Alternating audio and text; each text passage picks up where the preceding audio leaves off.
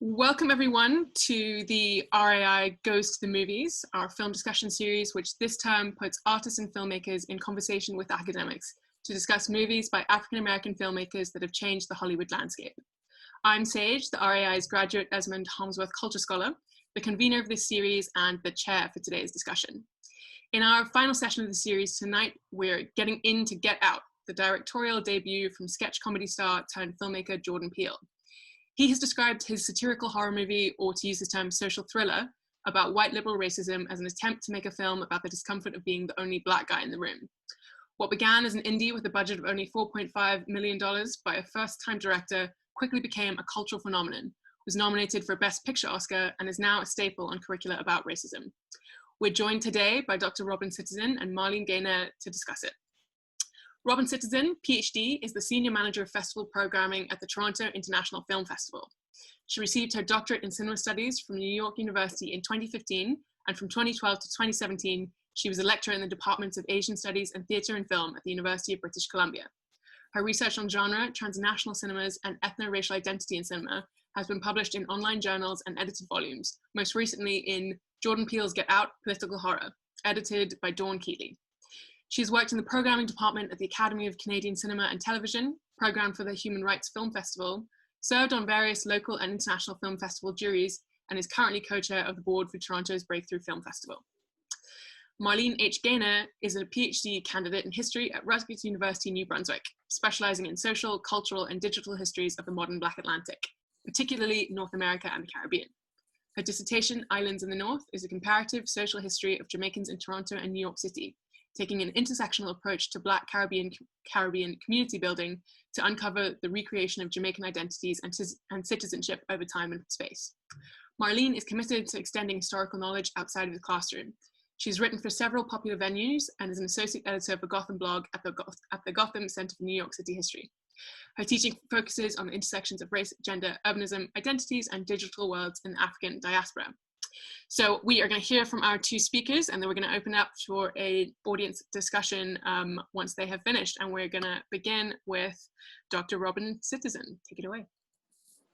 Thanks so much, Sage. And thanks everybody for coming. It's so nice to dip my toe back into academia after not teaching for a couple of years. I'm really excited to talk about this film, and I've spoken about it to high school students in New York, to people at the Tifbel Lifebox in Norway, which was a really interesting experience. They're having their own challenges with racism and multiculturalism. So it's been fascinating to see the legs that this film has had several years after it was released. So it was released right after Donald Trump took office in 2017, but the ideation for the film, as Jordan Peele had said, was during the point when everybody thought Clinton was going to win. And the film cleverly integrated public, political, and cultural discussions about race and racism, but all into a very nicely packaged popular film genre format. It's hard to overstate how much of a cultural impact it's had and that it still has today. I remember, I'm American, I should say, but I've lived in Canada for 12 years. After the election results started to come in, and the red mirage was happening. So a lot of Republicans in the States voted at the polls because they were told not to do mail-in votes. So the red mirage was the illusion that Donald Trump was taking a lot of the electoral votes all at once because everybody else voted mail-in. So people were very disheartened on social media. I'm on Twitter too often.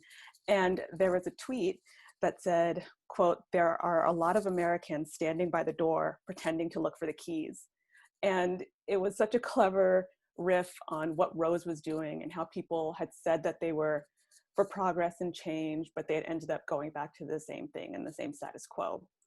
So those type of memes, the fact that it's such a vibrant part of meme culture, along with the sunken place aspects, which you can find under anybody's Twitter name that's not been acting right politically, shows why this is still an important film to talk about.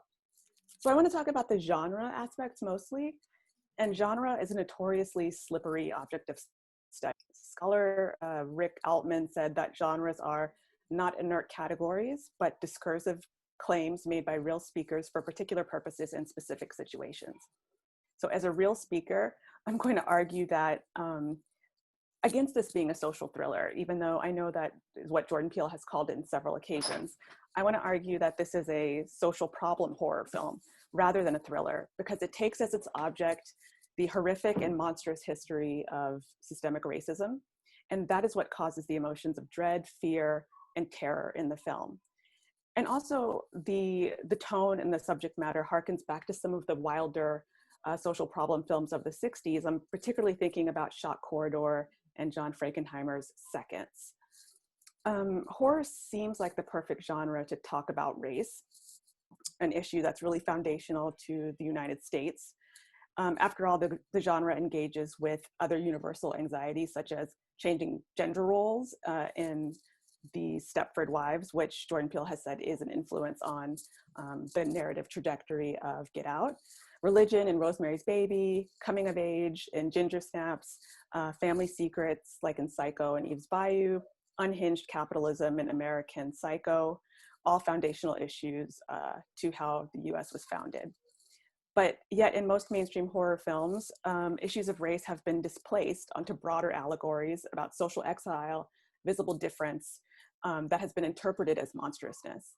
Scholar Isabel Pinedo explains this and says, quote, "If the racial other is marked as a monster in the larger culture, then to do so in the horror film is to tread too closely to prevailing anxieties," end quote.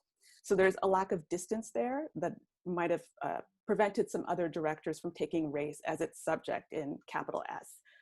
Yet it's constantly displaced onto allegories. So there's other horror films that have bucked this convention and actually taken race as its main subject. And that runs the gamut from blaxploitation films to the occasional mainstream production. So King Kong is widely read as an allegory of miscegenation anxieties. White Zombie was equated with making soulless automatons out of men by magic with the institution of slavery and plantation colonialism.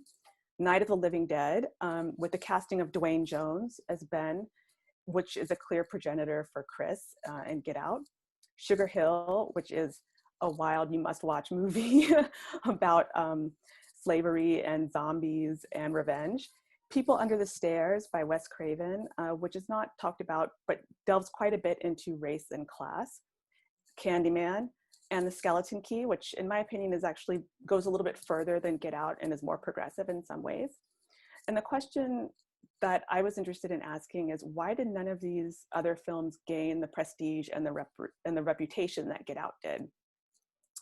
In some cases, either the production value was lacking or the subgenre was considered disreputable or more cult-like in terms of blaxploitation, or the racial aspects were very muddled and contradictory. And I think for Candyman, which is an extremely famous horror film, but the racial aspects of that film are quite muddled, and it blunted its critique by making urban Black crime a bigger boogeyman than the system of slavery that created that crime and created the titular monster. I hope Nia DaCosta changes that when she releases her kind of reimagining of the film, but it's something that bothers me about Candyman to this day.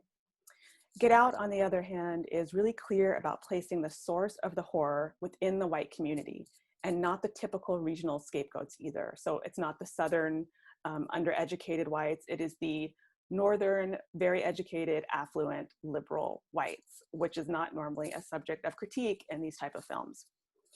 We are in Chris's point of view, his POV, for nearly the entire film, except for the prologue and brief establishing shots right before he takes his final revenge. So we see Rose kind of eating her milk and her cereal separately in something that it shows her sociopathy, I think. We see where her brother is, we see where Missy is, but other than that, we're with him the entire time. In this sense, the film is much more direct than even other social problem films that talk about racism, such as The Help, Green Book, Mississippi Burning, or other films that have to be filtered through white centers of consciousness in order to speak to the audience, that they've presumed, the presumed audience. Point of view and narrative focalization. So the fact that we are with Chris the entire time, it's a very powerful generator of viewer sympathy within the construction of the film. And I think this is why Get Out is not misinterpreted in the same way that we see Parasite being misinterpreted nowadays. So in the film Parasite, it's about class, but we do spend a lot of time with the upper class characters, even though the film designates them as the parasite. We spend a lot of time with them when we're not spending time with the other characters. And so this is why, particularly on social media, you see people constantly claiming that the poor family were the parasites, or creating memes that show that they don't understand what the class basis of that film was.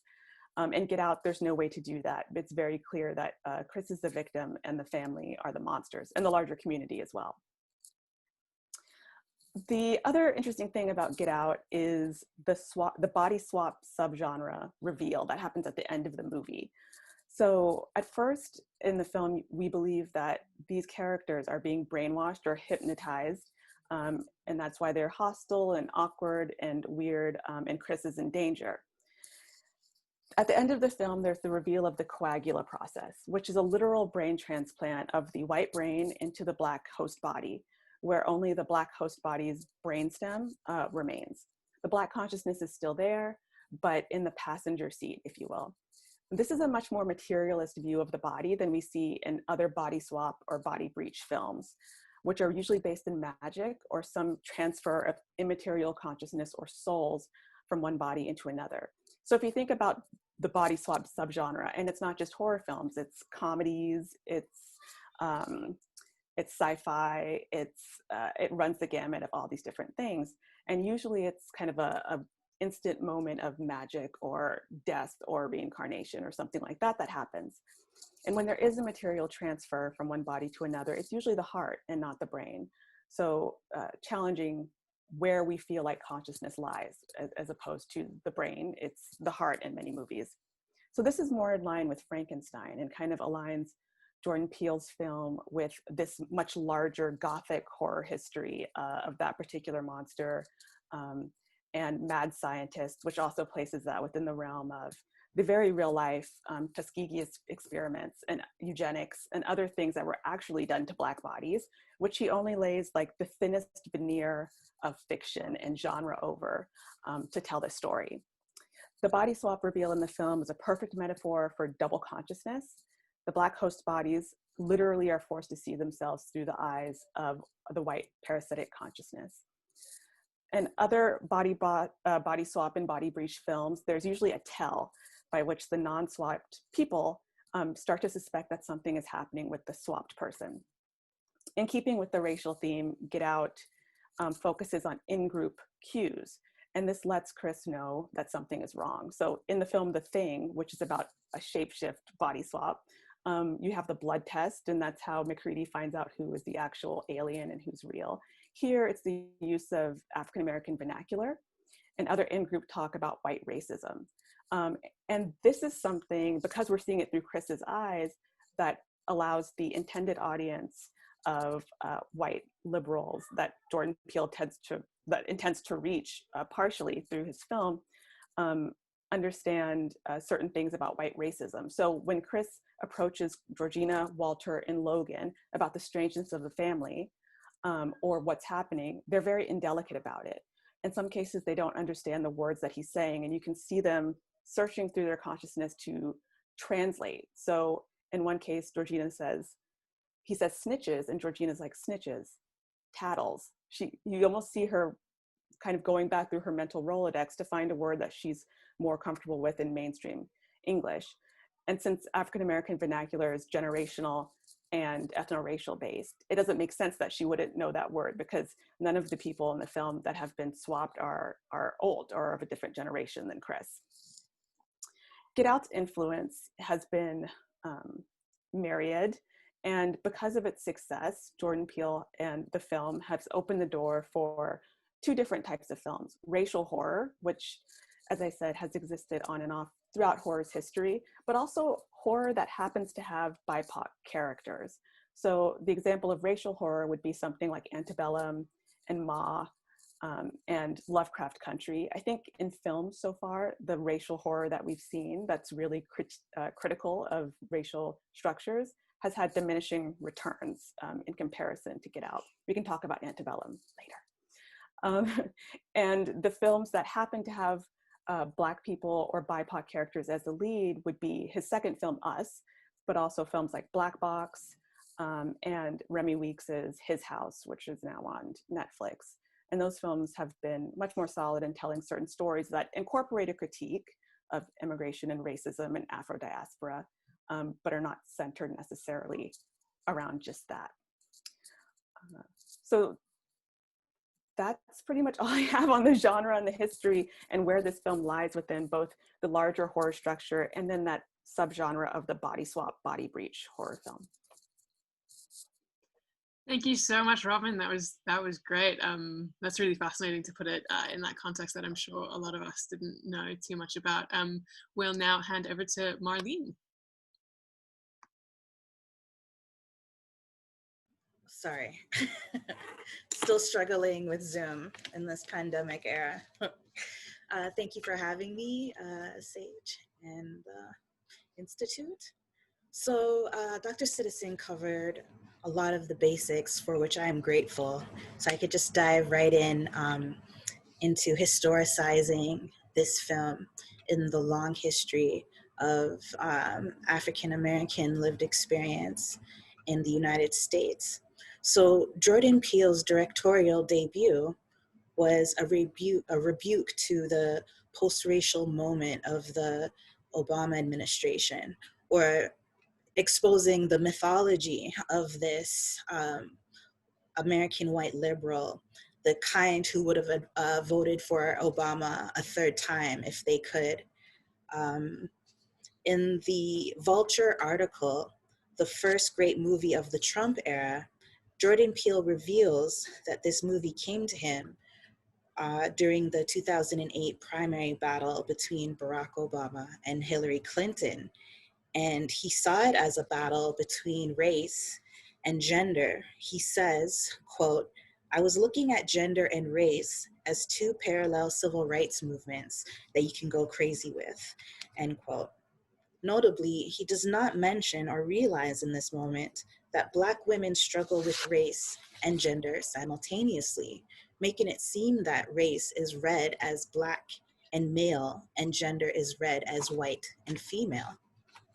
Also in the article, Lil Rel Howery, who plays Chris Washington's best friend, Rod Williams, says, quote, "During the 2008 primaries, people were acting as though racism just went away, and that's where Get Out comes from." Which people is Howery referring? It has to be the white liberals as portrayed by the Armitage family, Dean the patriarch and neurosurgeon, Missy the matriarch and hypnotherapist, son Jeremy who's attending medical school, and daughter Rose, who welcomes her Black boyfriend Chris into their isolated rural estate, upstate New York. And they do this by awkwardly using African-American vernacular and telling him, you know, I would have voted for Obama a third time, kind of like the 21st century. You know, I can't be racist, I have a Black friend. But this movie holds up a mirror to the American white liberal, the college educated, democratic, blue progressive that can be unconsciously or unconsciously invested in systemic racism. There's a split or denial of being complicit in these systems of oppression while enjoying the benefits of this oppression, particularly African American. So for example, the Armitage family friend of the community, Jim Hudson, he appears on screen right before the surgery that will take Chris's life away. He tries to downplay his own participation in this violent and racist organization, surgery,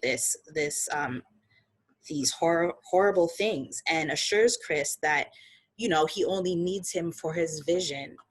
He shouldn't take it personally because, you know, he doesn't really agree with the racist beliefs of the Order of Caligula. Caligula. Fruity slip.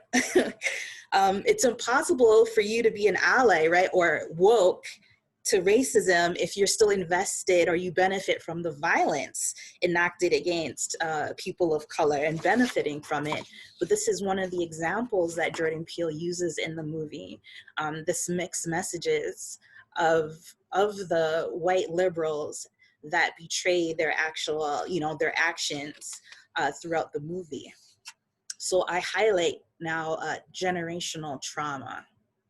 Jordan Peele says, quote, "There is a heightened awareness that Black Americans have developed in looking out for racism and the real horrors that we've been subjected to for years."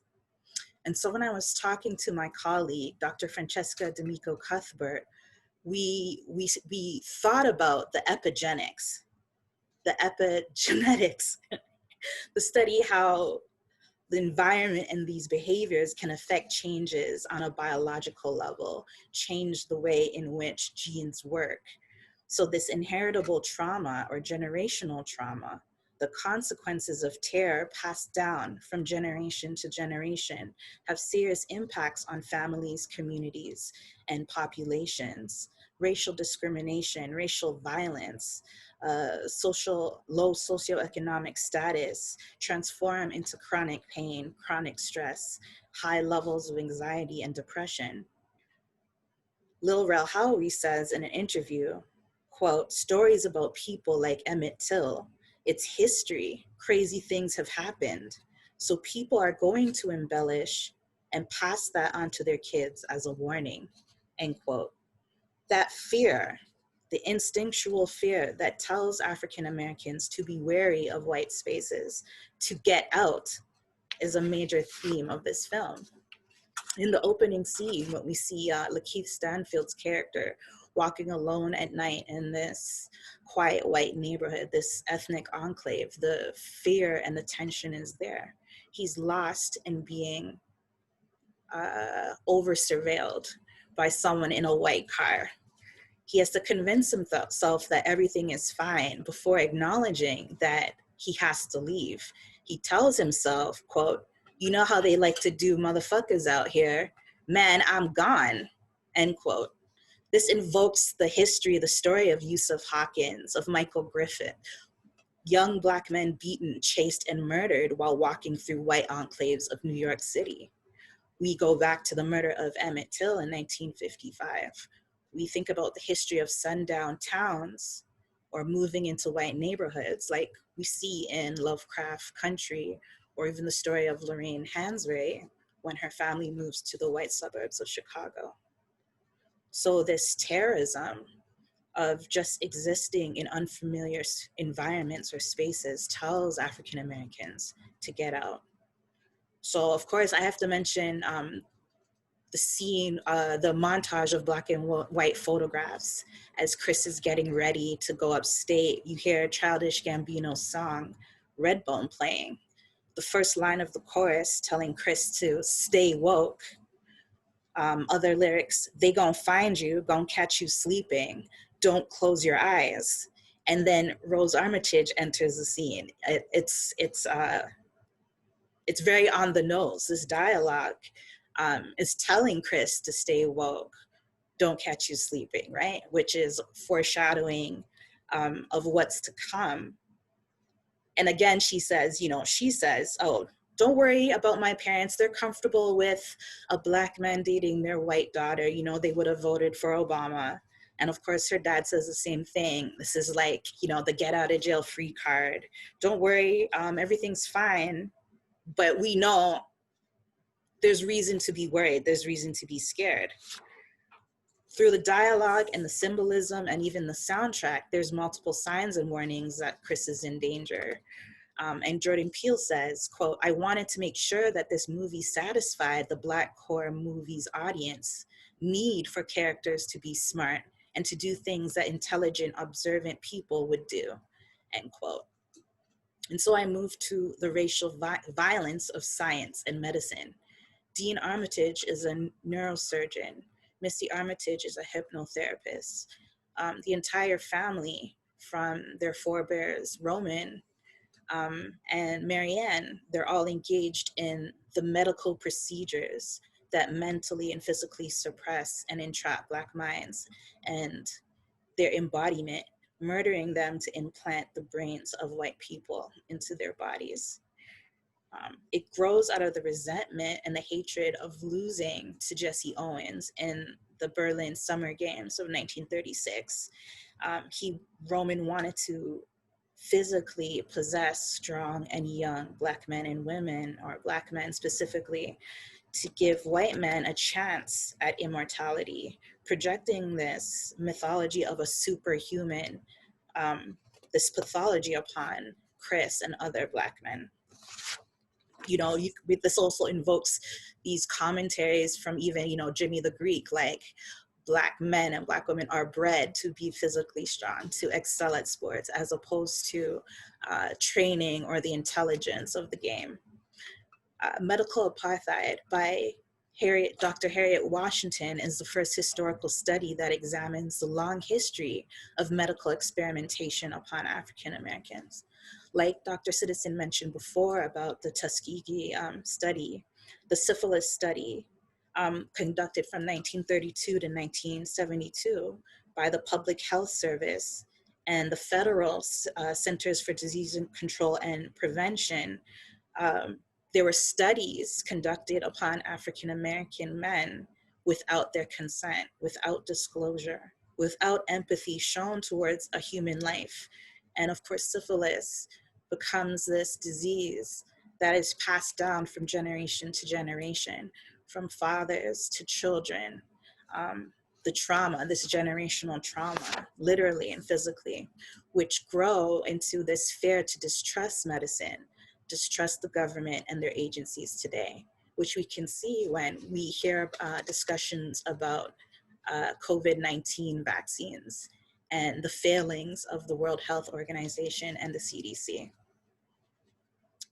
Anarcha, Lucy, and Betsy, I say their names, the mothers of gynecology. J. Marion Sims, lacking of any ethics, perfected his surgical techniques of repairing fistulas by enacting horrific violence and trauma upon 3 enslaved women without their consent, perfecting surgical routines on Black women in order to save white women's lives and the quality of their lives, without anesthesia, without pain medication, because apparently Black people did not feel pain as much as white people. In his pursuit to cure neonatal tetanus, Sims pried into the skulls of Black babies born into enslavement, brain surgeries that caused their deaths, similar to the brain surgeries conducted and perfected by the Armitage family. Roman and Dean perfected their surgeries, experiments on Black men and women for the benefit of white people. How many unknown Black men, women, and children died before the Armitages were successful? I see the Armitage estate as a plantation. You have these manicured lawns, the natural pristine beauty of lakes and trees, and you have the plantation house. Georgina is the housekeeper on the inside, and she reminds me of Black women that are in the domestic space, the private space. This long history of scholarship on the institution of slavery and the dangers of the household from scholars like Deborah Gray White, Thavolia Glimpf, Stephanie Camp, Dinah Ramey Berry, Sasha Turner, Afua Cooper, Stephanie Jones Rogers discussed the dangers of the private space, the domestic space and the proximity to white men and women who enact racial trauma and violence. These beneficiaries of slavery inside and outside the home, when we think about the wider community and the people who are bidding or at the auction on Chris Washington's body, those on the inside, away from the public eyes, are able to escape blame or responsibility, particularly white women due to their gender, by denying their participation and engagement in the buying and selling and abuse of Black men and women and children. Similar to Missy and Rose and their terrorizing of Chris and many others, Rose is used as a figurative honeypot, luring men and women into the inside space. The trafficking, the bondage, and the violence of their enterprise, 3 generations of the Armitage family, the generational violence and the generational trauma, they physically drag their human subjects to the basement, a literal subterranean sunken place of the estate. They put their trophies on the wall in black and white images. That the character of Rose is supposed to be demure and innocent, and is actually cold, vicious, and violent. Allison Williams says to Vulture, quote, "I was looking for a role that would weaponize everything that people take for granted about me," end quote. She was the one who ultimately refused to let him escape by holding the keys. And like Chris says in the beginning, he was worried about the father chasing him across the lawn with the shotgun. It is ultimately she that is chasing him across the lawn with the rifle or shotgun. In a reversal of this, the myth of this white womanhood, the femininity, and their lack of autonomy, which we know that's not true, it's a fallacy.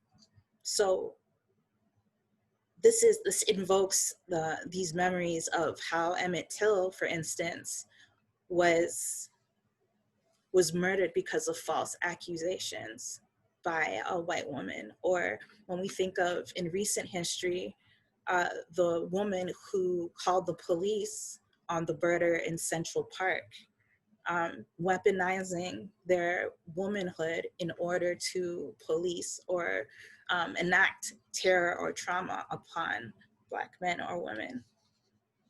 But ultimately, it is Rod Williams who fights to save his friend's life, who shows up.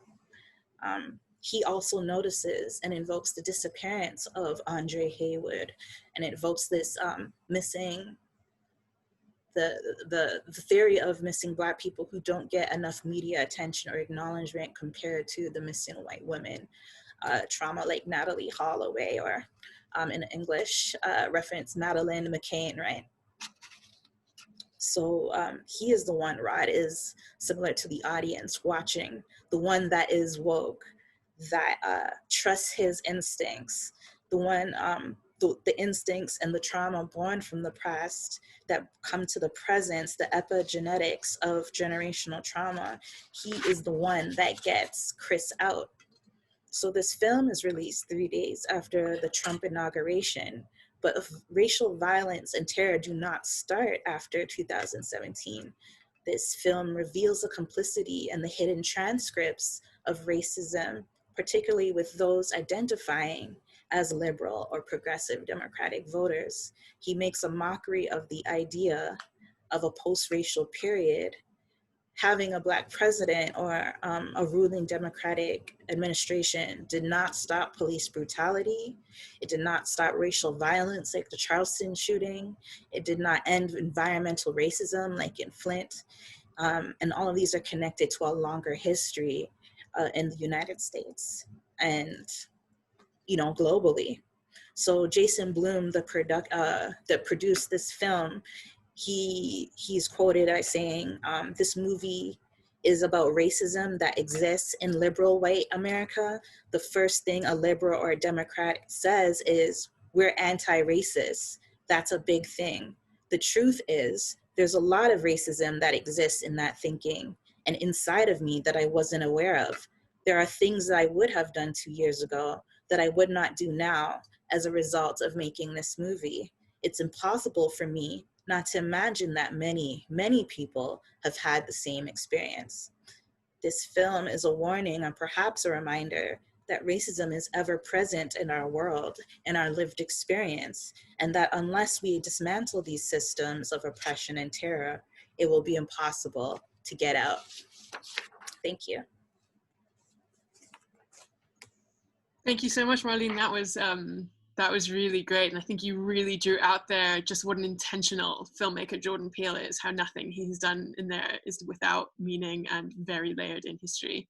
So we're going to move on now to the discussion section. I'm going to invite Robyn and Marlene, if you've got any questions for each other, we'll kick off with that. And if anyone in the audience has any questions, please either raise your hand or indicate in the chat that you want to ask a question. And if you particularly don't want to speak, I'm happy to ask it for you through the chat if you would like. But I want to invite Robyn and Marlene to have an opportunity to ask each other first.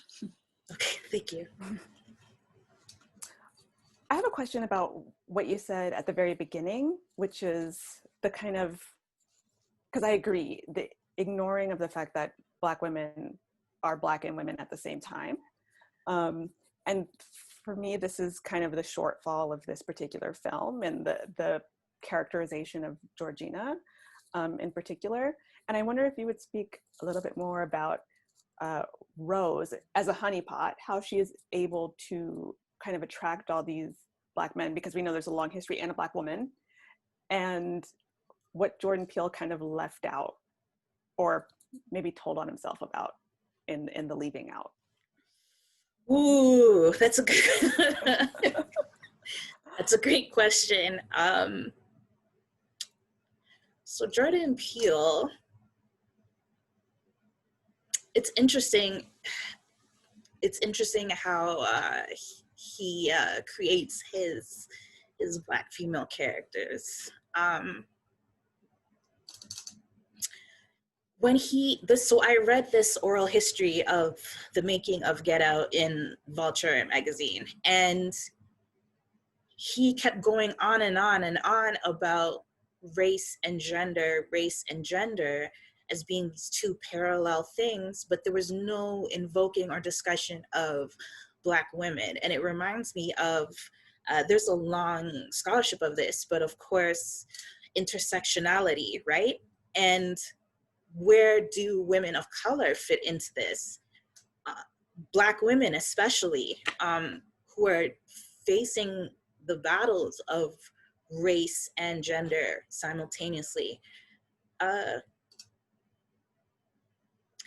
Rose is attractive as a mate because she appears to be woke or understanding of, well, I don't know if she seems to be understanding of race. I wouldn't say that at all, actually. With the encounter with the police coming up, she seemed very careless about the effects that might have on Chris. Like, she was very quick to put his life in danger. Not recognize her own privilege and in her embodiment, that she wouldn't be the one that would be put in handcuffs or anything like that. I couldn't speak to why Rose would be attractive to Black men or women especially, but I think I don't want to be too controversial, but I think about of the 60s, right, where dating interracially was seen as a way of combating racism. Of, you know, if a Black man or Black woman was able to date or marry someone of a different race, this was steps forward into combating racism and the other things in society. But I don't think being a part, it doesn't have to be like political. Being in an interracial relationship is because you appreciate and love that person, but they also understand the privileges and perhaps the trials and tribulations that another person could go through due to their race and their gender. Jordan Peele is married to a white woman, and he is a mixed race child of interracial relationships. So he might have used his own lived experience in creating these characters, or yeah. I don't know if that answered your question. That was a really good question, but you did. Thank you. Building on that question, I wanted to know your opinion about, to compare this movie to Guess Who's Coming to Dinner, that movie with Sidney Poitier, and having the white liberal parents, but the critical or the Black family that is scared or wary of this union. Yeah, well, I have similar problems with the with the depiction of the Black female maid character and Guess Who's Coming to Dinner as well. I feel like, for the sake of some of the racial critiques in a lot of 60s and 50s social problem films, Black women are thrown under the bus as kind of the handmaidens of very conservative Blackness. And the maid in that movie was also, speaking of, there was a lot of internalized kind of putting herself and putting Sidney Poitier back in their place, like, who do you think you are to date in this family, but also it causes trouble for the rest of us. And some of that was kind of refuted by, there's a part in the movie where her daughter also goes out with this, she like goes out with this hippie character, and they're kind of, experiencing free love too, which, as you said, I think the daughter and the filmmaker thought would show, look, this is an interracial relationship, like, we're progressing because we love people of different races, without maybe thinking of the fact that there's always been sexual intimacy and contact between people of different races since slavery times, not consensual. So it actually has nothing to do with somebody's political beliefs or views. But I certainly think that the horror elements of Get Out were laid kind of on top of Guess Who's Coming to Dinner, and that that framework. And what's upsetting about it is that there's so little movement and the progressiveness of white liberals in both films. Spencer Tracy has a very long kind of monologue at the end of the film, and half of it is quite self-congratulatory about how they're going to move forward and accept Sidney Poitier because he's Sidney Poitier. This is an excellent looking man who's a professional. He's not going too much out of his way. And I think that same monologue is actually not from Roman or Dean in Get Out, but it's from Stephen Root's character, who's the blind man, who has this monologue equating his disability with Chris's authenticity. So he puts himself and Chris in the same space. He's like, they don't understand us. The Armitages don't understand us. We're real. We're not like them. Assuming that his inborn, disability is the same and a lack, just like being a Black man would be a lack. But he also assumes that being Black gives you access to some type of soul authenticity that he can get simply by looking out of Chris's eyes and not by having any of that lived experience. And this is actually why I think that in some ways the Skeleton Key, which I won't get into in detail, is a little bit more progressive. It doesn't assume, in some ways I feel like Get Out makes the mistake of assuming that whiteness is actually unmarked enough to go into a Black body and know how to navigate it. Chris has to be broken down and interpolated several times in the movie to make space for the white consciousness. So when you go back and watch Get Out again, what's interesting is, why are they making him so uncomfortable throughout this entire film when all it does is raises his hackles and his suspicions and could jeopardize their whole enterprise? Because if he leaves, they're going to have to make this much more violent and much more intense. And it occurred, and like, why didn't they placate him the whole time until they had to do it? And I feel like the microaggressions and the getting under his skin and the forcing him to recognize that he is Black and different is actually a part of the whole coagula process. It creates this, he has to look through their eyes at himself the entire time he's at that house. And then when they invite people over, it's magnified. and it's intensified. So without this process of like uber interpolation, like don't ever forget you're Black, you can't ever forget you're Black here, even if we're doing it in a nice way, is what's making space for that white consciousness in his body and the white brain in his body. So I don't know if that answered your question, but that's,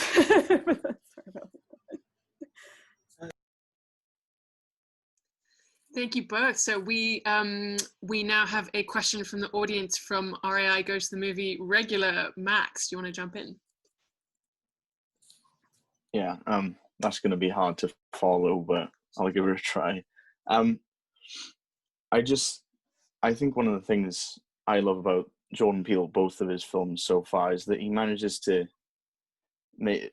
he does very effective social commentary, which is like thinly veiled over these really high concept ideas, where I think someone touched on it earlier, how the sunken place has become this huge pop culture zeitgeist sort of thing, and kind of the same thing with The Tethered in Us.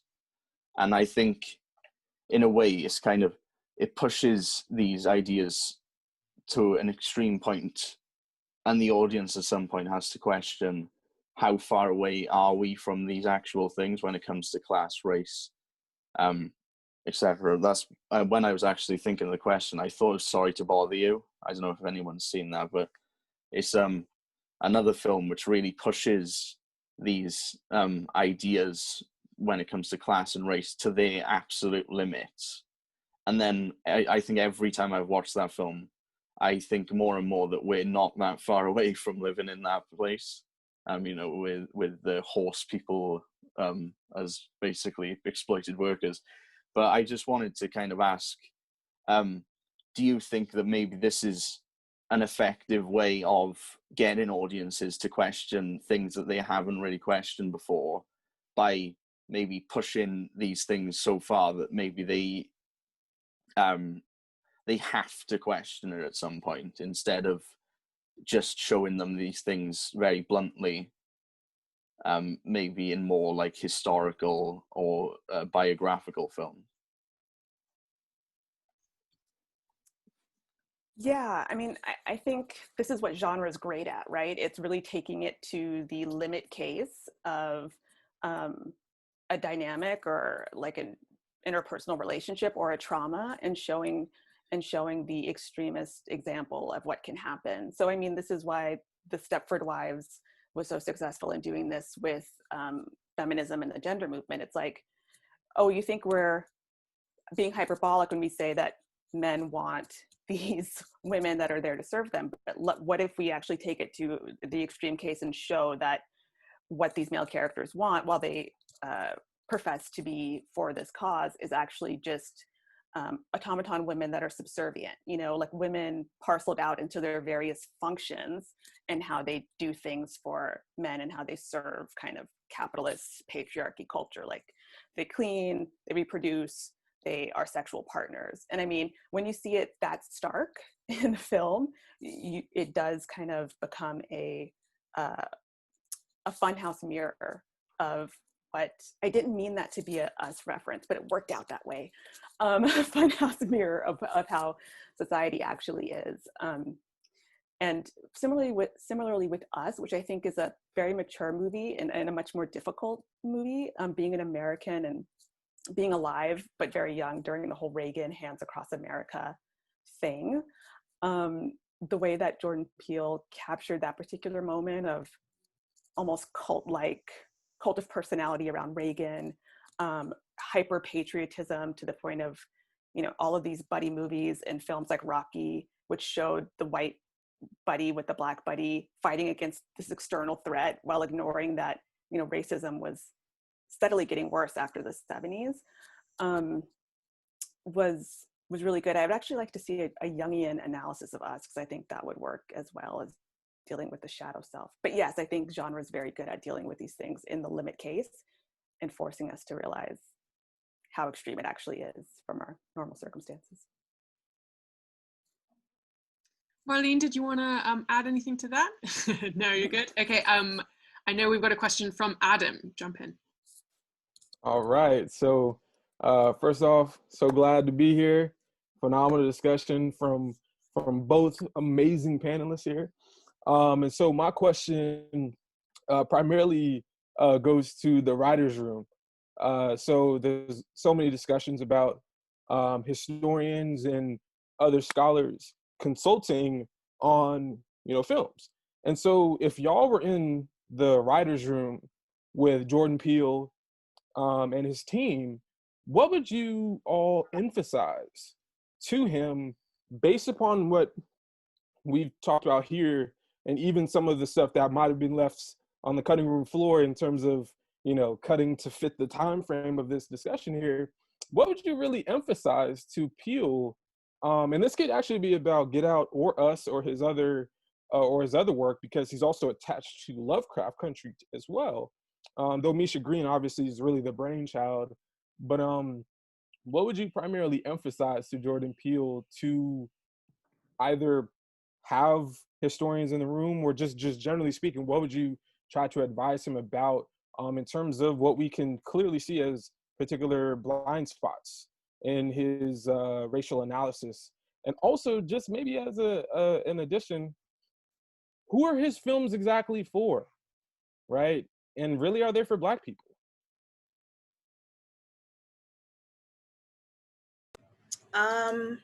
I would push, I wonder, and this is going also back to what Dr. Citizen asked me, I wonder why there wasn't a more, well, we have Rod Williams, and what someone mentioned in the chat, where was the Black woman? I think Kevin said that.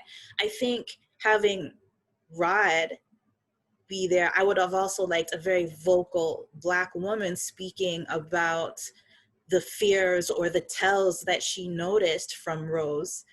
I feel that would have been more realistic for a Black woman to notice certain things about a white woman, because I'm just going back to the whole scandal, the historian scandal about Professor Jessica Krug, and how it was Black women and Latinx women that exposed the Black fishing, if we will.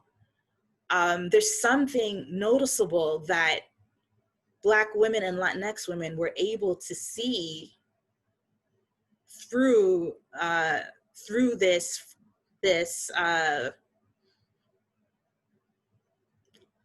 I don't know how to say this, through the lies, basically, and be vocal and public about it, to expose the private to the public. Compare, like, where were, for instance, the men in this situation, right? So I would have liked for Jordan Peele to have that Black woman voice or critic, as opposed to just a male, because I just didn't think it was realistic. I don't know if the historian needed to be involved in this, because it's not a documentary anyway, so. 100%.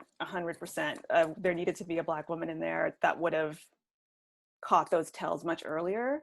I think the history in the film is actually really sophisticated. In the screenplay, though, and this is where I'm going to nerd out, because this is what I studied for my doctoral research, Black and Japanese encounters in film. In the screenplay, the Mr. Tanaka character, if you remember, in the party, it's all white people, but there's one Japanese American character, Mr. Tanaka, and his name is conspicuously Japanese. In the screenplay, Dean speaks to him in Japanese, and Mr. Tanaka answers back in Japanese. And they cut that out for the film, so you don't know if he's second generation Japanese American or actually like a Japanese immigrant. And the reason why it's important is because his presence signals back to the beginning of the film, when you see Roman Armitage and like you hear the story about the family and the disappointment about Jesse Owens, and that triggers all of these things about the Axis powers, the Japanese German kind of alliance, like where the coagula process comes from. And like the fact that World War II and eugenics and Nazism and the Axis powers were the nodal point of that process is very important. And a racial scholar, Scott Nakagawa, says Asians are the fulcrum. Asians are the wedge when it comes to the racial binary of Black and white, and or are seen as the wedge, rather, are perceived as that wedge. And so with Mr. Tanaka there, you wonder, okay, well, by that time in the film, you're starting to think this is racially based, but this is a non-white, non-Black person of color. So where can this go? Is he going to be on Chris's side? Is he going to be one of the honorary members of this community?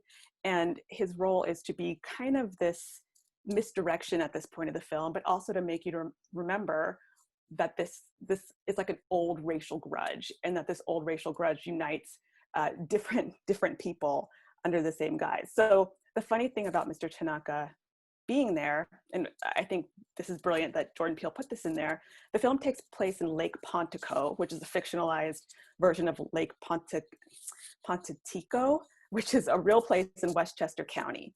Westchester County in New York is a suburb, and that suburb is known for having an unusually large Japanese diaspora. In the 80s, during the time when Japanese businesses were taking over, like Sony, Rockefeller Center, what have you, people that worked at these businesses were moving, but precisely to avoid Black and brown people in the urban centers, they were moving to the suburbs. So there were all of these articles, like in the New Yorker, very alarmist, racist, Japan Inc. panic articles about the Japanning of Scarsdale, and are they taking over Westchester? And they were experiencing a lot of racism in these suburbs that they had moved to avoid Black and brown people. And so the little details in the film like that are so Easter egg and deep and I don't know, wonderful for like popular culture historians to look at. I don't know if I could have added to that level of of layers that he put in there. That is really fascinating, Robyn. Thank you. I, for one, knew nothing about that, so it's really, really interesting to learn. We have reached 7, but I hate to not let people who have questions ask questions. So we'll go for Rachel, and then we'll make Francesca our final question after that. So Rachel, take it away. Can you hear me? Yes. Okay. Yay! Technology at last. I'm understanding it. Yes, so first of all, can I just say, I just thought they were outstanding presentations. And thank you very much. I'll just make them, they're like a quick series of questions. The first is, can you please write a book or a monograph together and maybe get other people, no, seriously, this is the fantastic, just fantastic. And I think the way that you guys talk is beautiful, is exquisite, it's painful. All of that is really important. And it would be great to see monographs, it would be great to see visual essays, and it would be great to have a conference. I just put that out there, really, really just do it. And you know, people like us can come on board and do the legwork or whatever. I'd be first in the queue. I just thought this stuff is, what you're doing is just brilliant, and you're just so talented. So that's the first thing I wanted to say. Second thing I wanted to just talk about was how similar the kind of horrors of what you're talking about in the United States are with the United Kingdom. Of course, we won't be much longer because we're doing Brexit. Brilliant. And the conversations about violence. I'm doing work on the crime genre, and I would be really interested to hear your thoughts, because of course police violence in this country towards Black and ethnic minority, there's a term I kind of struggle with, I must say, but police violence is dreadful in this country. It's continuing. People are still dying, particularly Black men in this country, or they're being brain damaged. The list goes on, and I'm sure that this feels similar to the experience of what's happening in the United States. But the other thing that's going on in this country is the very open political violence towards particularly Black people in this country. And that is sort of identified by the attempts to essentially take away their citizenship. So anybody who's been found guilty of a minor crime and doesn't appear to have the correct paperwork, so if they were brought into this country at the age of 3, you could be taken away and essentially chucked onto a plane and go to a country that you have no awareness of. This is going on right now in this country. So the similarities, I think, are absolutely there in the way that if you're Black, if you're Asian in this country, whatever your ethnic identity is, if you don't have white skin, you will be treated in an inferior way. So it seems to me the other thing about a possible conference or a monograph and a visual essay is to make these interactions between different countries and visual media, film and television. I have one particular question stroke comment. I'm doing this piece on the crime genre, and the British crime genre, again, is dreadful in terms of representation. There has never been, I think there's been one Chinese lead in the past 40 years as a man, and there has never been a Black female lead as a detective, ever. Okay, so that's the first thing to say.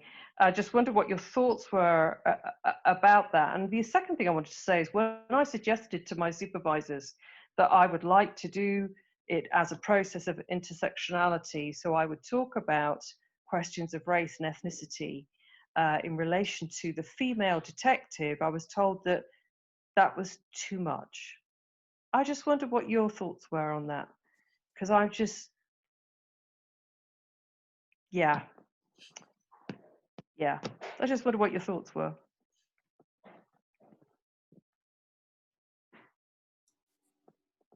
Thoughts about a Black woman detective, or overall? Well, I think first of all, what your sense. I mean, if you have any commentary about this kind of lack of representation in British television, but also in scholarship, in an institution, that institution saying it's too much. You need to separate things out. You shouldn't be talking about Black identity, for example, Black female identity, in if you want to look at the female detective. That's a separate project. I just think it's not realistic, and it's easy, you know. It's just not realistic. That's not how life works. I mean, there are, I'm sure, all types of ethnicities in the Metropolitan Police, and you know, police brutality or violence by law enforcement is not a United States phenomenon. It happens globally. I mean, we just have this incident in France, in Paris, of police brutality. You know, like, I would continue doing what you're doing. I mean, maybe it makes that person uncomfortable to think about these intersections, but it doesn't erase the reality or the existence of Black women, or any woman, to be precise. And of course, there's more than just race or ethnicity that makes a person. So, and it's not just a binary thing either, male, female, or something. Yeah, I would add Les Miserables, the French film, to that, which is about police brutality in France, and was like France actually put forward as their Academy Award choice for that year. But you're not alone in that. I mean, I actually had quite a hard time pushing forward my dissertation in the proposal stage because it was about Black Japanese cinematic encounters, and a lot about social history, and a lot about sociology, and so it went out of the discipline a bit. And I had to front load my proposal with all of this lit review to prove that there are Black people in Japanese film. This is a mini canon, and that this is a valid topic of study, and it's not too niche. I mean, which is hilarious because in cinema studies, there's people like, I'm studying theaters in Pittsburgh from 1935 to 1937, and that's not too niche. But like my, multi-decade study of Black and Japanese in film was too niche. So I think finding your, professional academic community is the most important thing, because they're going to back you up and they're going to say, this is important. We should have a conference. We should form a society. We should do that. Thank you both. So our final question is going to be from Francesca, please. Hi, everyone. Thank you so much for the talk. I thought that you both, the points that you brought up so nicely complemented and paralleled your unique experience and expertise. As a music historian, I'm curious, and this question is posed to the both of you, but obviously to frame it both from the historical, but from also the question of genre.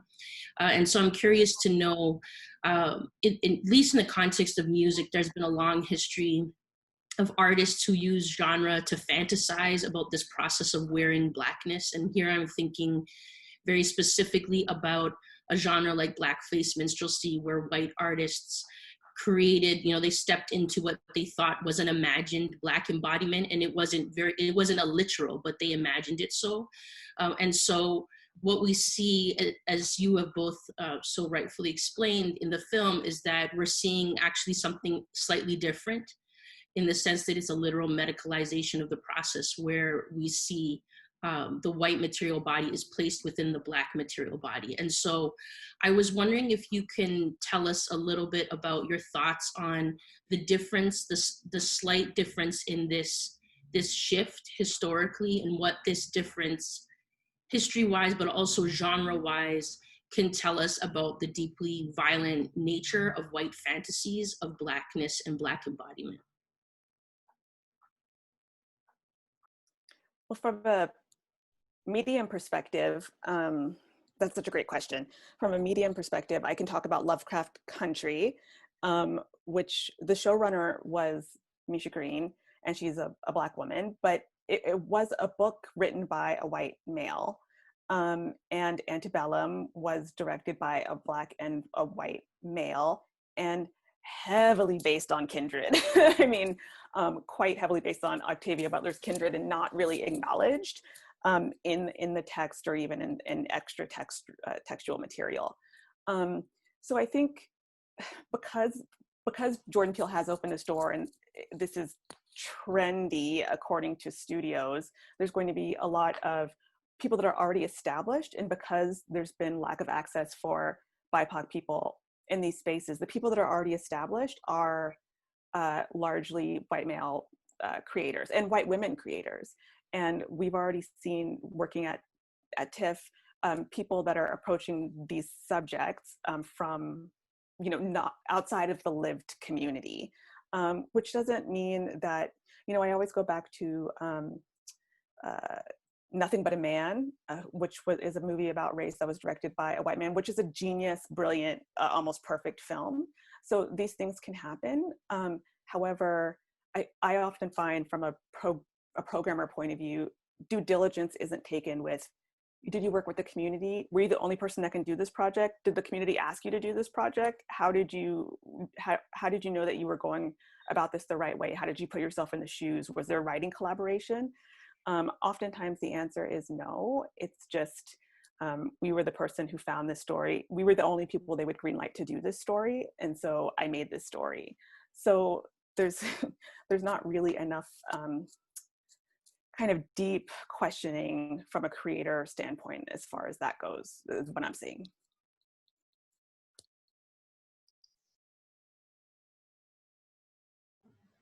Great question. I think the idea of minstrelsy is a very important one. I think about minstrelsy was literally invoking stereotypes of African Americans during and after slavery. A misrepresentation of the language, the music, the culture, the lived experience of African Americans, where in Blackface, non-Black people could perform and entertain within the Atlantic world, right? Because minstrelsy was very popular outside of the United States, especially in the Commonwealth.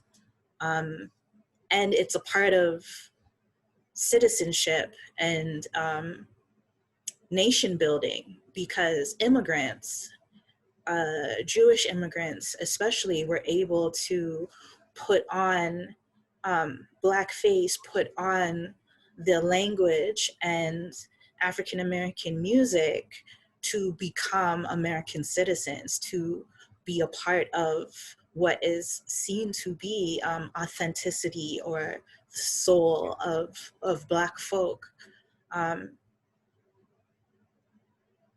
You see that throughout. You see that, you know, when you think about the Kardashians, even, or social media, Instagram culture. There's a long history of loving the rhythm and the music of African Americans, but not loving the blues, not wanting the cultural materials and production, but not actually wanting the presence of Black people in certain spaces. Yeah, that question gives me so much to think about. Thank you. I'm afraid we're going to have to wrap it up there. I wanted to say a huge thank you to Dr. Robyn Citizen and to Marlene Gaynair for being our speakers tonight. You both did a really wonderful job and gave us a lot of food for thought, definitely in terms of coming back to watching that movie, rewatching that movie again and again. And thank you to everyone that asked a question tonight. Thank you to everyone who came, and thank you to everyone who has come to all of the RAI Goes to the Movies this season, all of our presenters and all of our audience members. Hope you have a good rest of Thursday, everyone, and thank you all.